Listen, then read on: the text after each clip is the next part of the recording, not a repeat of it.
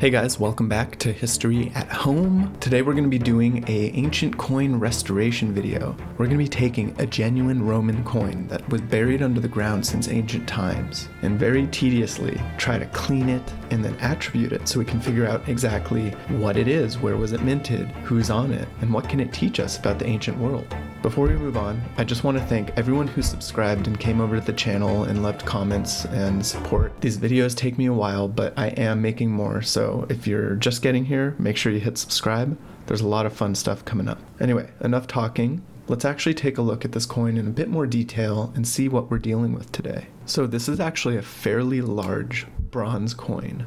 It's either a sestertius or an ass. Yes, I did say ass. That's actually the name of a Roman denomination of coin.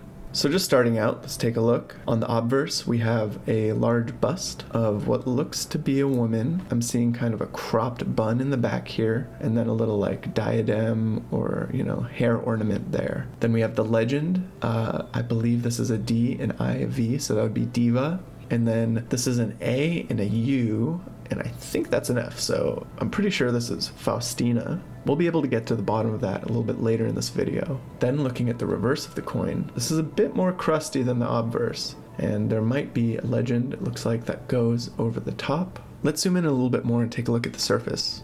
Cool, so zooming in on the face here, you can see a nose, the eye, where the eye hopefully is. You can see that there's a variety of surface types on this coin as it stands right now. We have what I think is the base patina of the coin, somewhere kind of in this area. You can see how it's actually like shiny, it's catching the light. That's because the patina, if it's in a good condition, will often, have a shiny, glossy quality to it. So one good way to know if the coin has a good patina is to look for this reflection. Now this still has, dirt and kind of a layer of gunk all over it, but still, it appears to be thicker kind of in these areas here. And a little bit of the same thing in the fields of the coin, right here, up here, up here. So the second thing, as you'll notice, is, the dirt.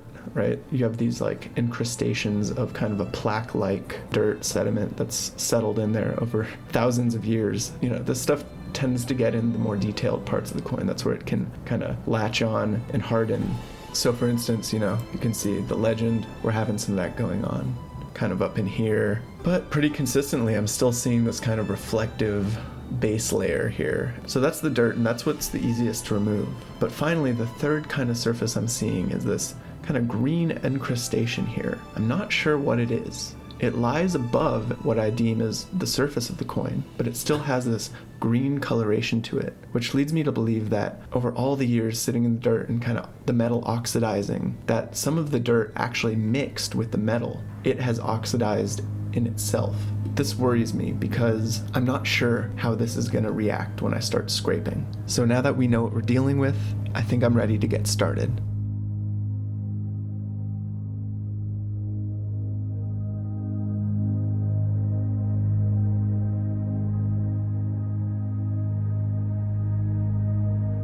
So the first tool I'm starting with here is just a blunted needle.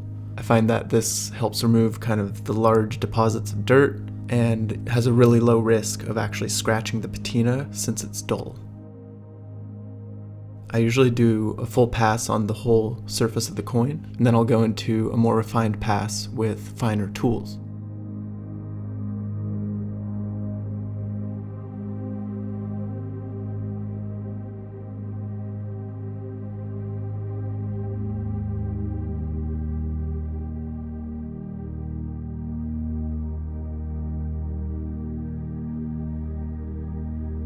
So you can see that as I'm removing dirt here, it's leaving behind almost a shiny, glossy looking surface.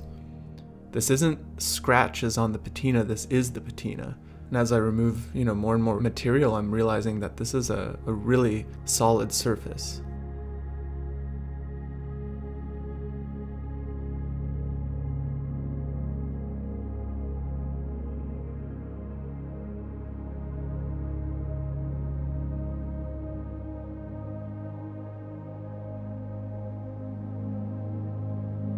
Here's some large dirt deposits that have built up on the back of her head and her neck. Stuff is thick, but I think the soak in distilled water really helped to loosen it up, and it's coming away really easily.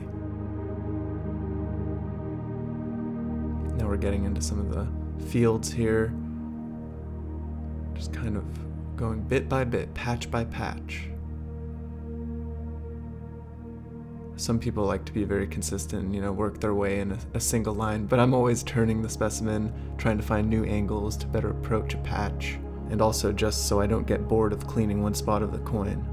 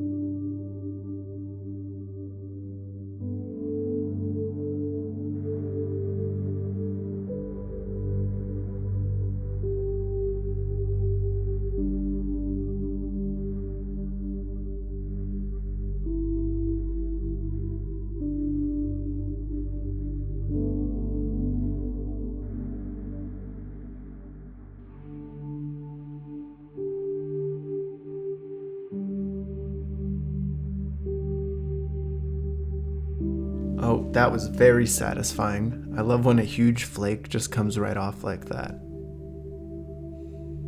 It's the simple things.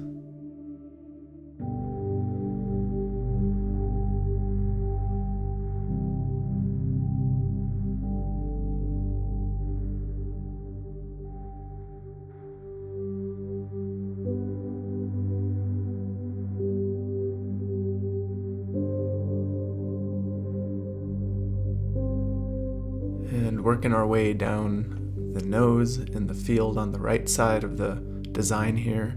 Every so often you'll see me wiping away all the accumulated dirt that, I'm pushing away basically.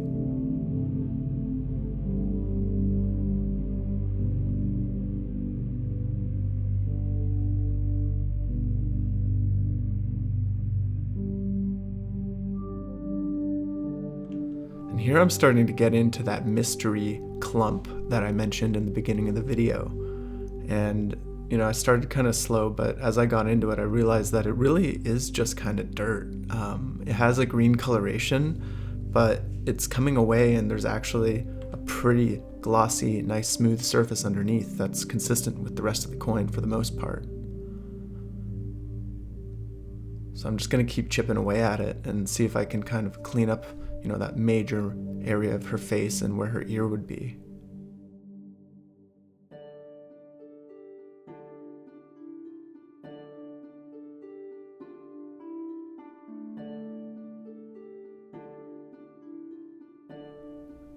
It's super satisfying to, remove a huge clump like that and, see the design and see the portrait start to come to life.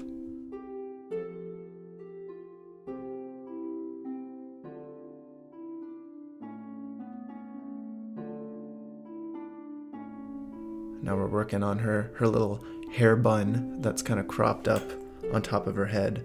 It might have like a little diadem in there. I'm not sure what the actual high resolution design looked like.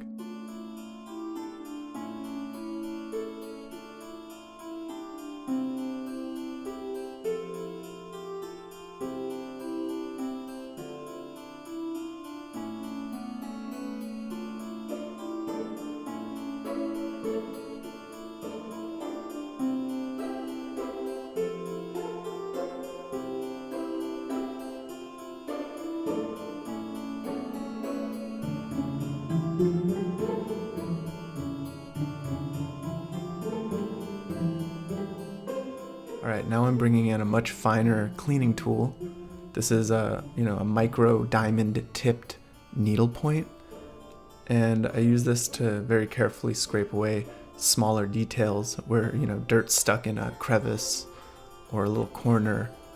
The blunted needle just a little bit too large to be able to clean those without causing any damage.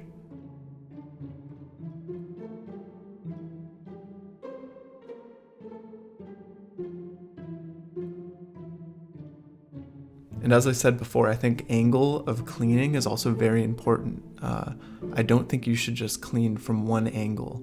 You should always be moving the specimen around so that you can get, an angle that's going to let you not hit anything that you don't want to.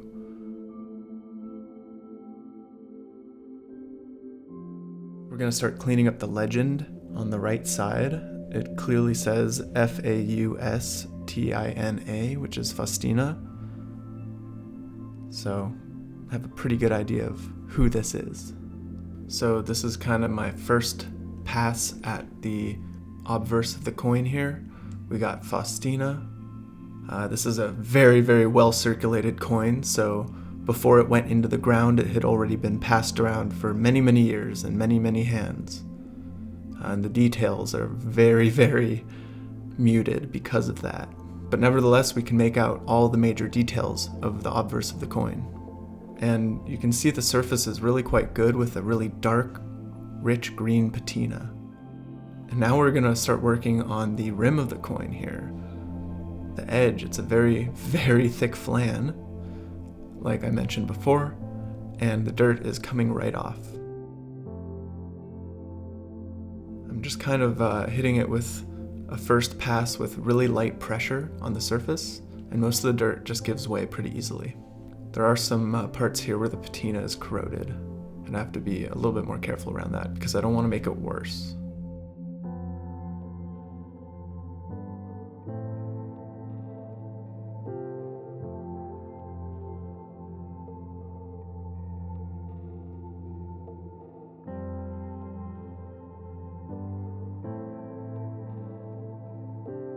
There's that green we're looking for. Look at that.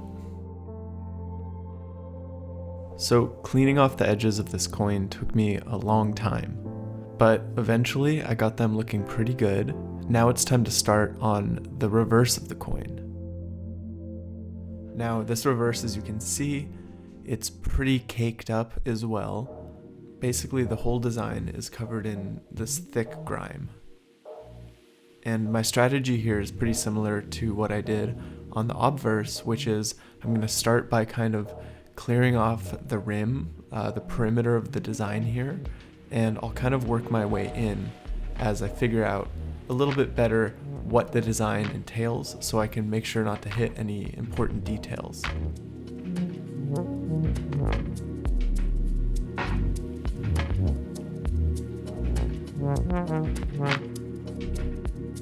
So I'm just working my way around, applying pressure to the surface of the coin and trying to push away all the big chunks of dirt, all the really scaly, kind of built up calcifications of muck that's been sitting on the surface for, hundreds and hundreds and hundreds of years.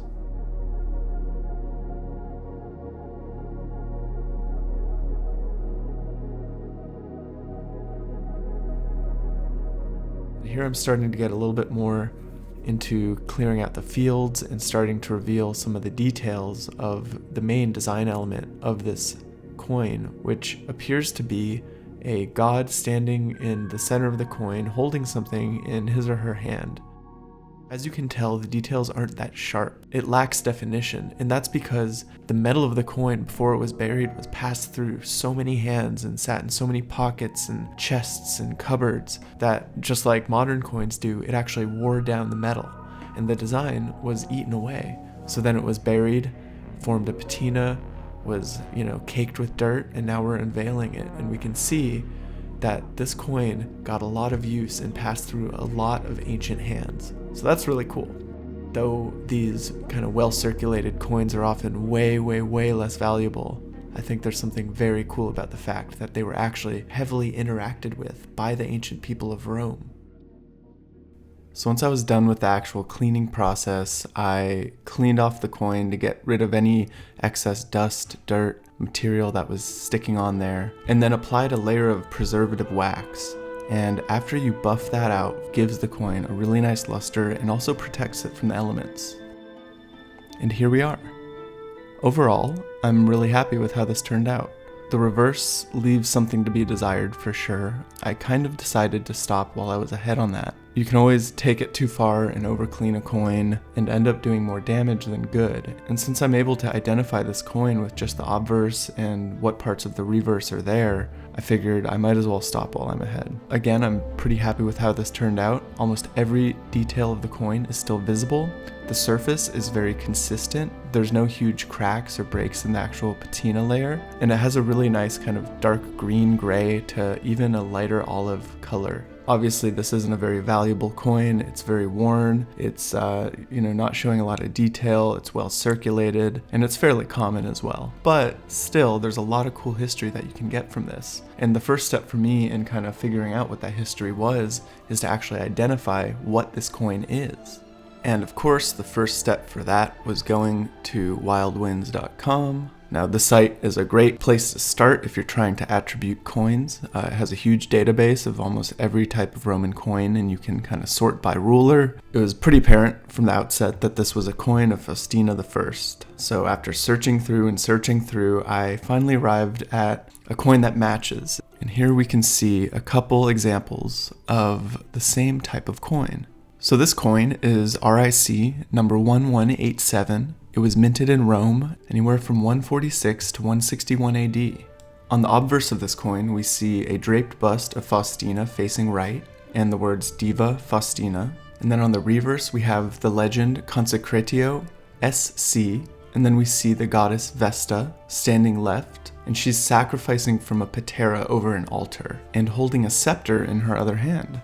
This altar was crucial to me being able to identify this issue because there's a lot of similar designs, but only this issue has that mix of an altar and Vesta holding a patera in her hand.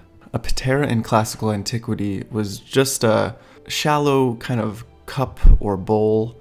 You could use it for drinking, holding liquids, or making sacrifices into a fire, like we see on this coin. But what I'm really interested in is who is this Faustina I that's on the coin here? Now that we're holding a piece of her history, we might as well learn a little bit about her story here. So her full name was Ennia Galeria Faustina the Elder. She was born around 100 AD and lived into her 40s, and she's most remembered as being a prominent Roman empress and the wife of the Emperor Antoninus Pius. She was also the aunt of the famous Marcus Aurelius, and later actually adopted him as her son, which was pretty common as a political move among the Roman nobility. It's also notable that she was the niece of Emperor Hadrian, and when he died, her husband Antoninus Pius became the new emperor, since Antoninus was himself Hadrian's adopted son and heir. When Antoninus took the throne and Faustina became the empress, the Senate gave her the title of Augusta, and it said that she was a very beautiful, wise, and well-respected woman. She was apparently involved in a lot of charitable work. After Faustina died in AD 140, she was given the title Diva, which usually translates to divine. Now, this distinctive title was part of an imperial cult which got its start during the reign of Augustus. Here's a posthumous coin from my collection remembering Augustus. These issues of Augustus would have been some of the first uses of the divine title. So one of the mysteries that remains about this coin that I have not been able to actually get to the bottom of is what denomination it is. Now, as you can see, some of the similar examples of this issue are all labeled differently. For instance, this one is labeled as an as, but if you go to this other example, it'll be listed as a dupondius. And this is something that I see repeated over and over when looking at different issues of RIC 1187. It seems that no one really has an answer as to whether this is an as or a dupondius. One thing we know for certain is that I was mistaken, and this is definitely not a sestertius. But that's okay, I think a little bit of mystery actually goes a long way. And for now, I'll have to be content with knowing what I do about this coin. If any of you have any insights into, which denomination this might be, please let me know down in the comments. And I really appreciate you guys tuning in and going along with me on this adventure. I really enjoy doing these videos. They do take me a long time, but they're very rewarding, and if you guys can learn something from them too, then that makes it completely worth it. I wish you all well, and until next time, this is History at Home.